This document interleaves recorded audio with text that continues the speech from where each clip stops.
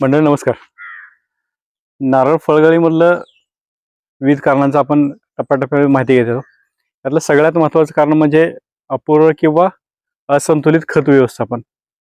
खरं तर नारळ हे वर्षभर फळ देणारं झाड आहे किंवा पीक आहे. आता नारळाला शिफारस केलेलं खत किती आहे आपण माहीत करून घेऊ. साधारणपणे 40 ते 50 किलो चांगलं कुजलेलं शेणखत, त्याच्यानंतर 2.25 kilo urea, 3 kilo single super phosphate आणि 2 किलो मिरोटा पोटॅश.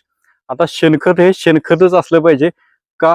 तर जर न कुजलेलं शेण वापरलं तर नारळाची जी प्रमुख कीड आहे गेंड्या भुंगा, काळ्या रंगाचा जो भुंगा असतो, गेंड्यासारखी सोंड असते, त्याची अंडी, अळी आणि कोश या तिन्ही अवस्था न कुजलेल्या शेणामध्ये असतात. त्यामुळं शेणखत वापरताना 40 ते 50 पूर्ण कुजलेलंच पाहिजे.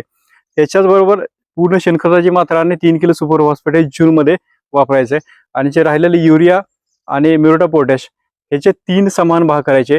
तिसरा हिस्सा जूनमध्ये, तिसरा हिस्सा सप्टेंबरमध्ये आणि तिसरा हिस्सा फेब्रुवारीमध्ये आपल्याला द्यायचा आहे. याचबरोबर जर आपल्याकडे इरिओफाइट माहिती ही कीड असेल तर साधारणपणे 3 ते 5 किलो निंबोळी पावडर किंवा निंबोळी पेंट देणे गरजेचं आहे.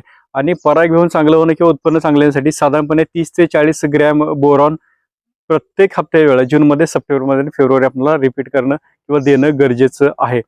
साधारणपणे ही मात्रा आहे 5 वर्ष वय झालेल्या नारळाच्या झाडाची आहे.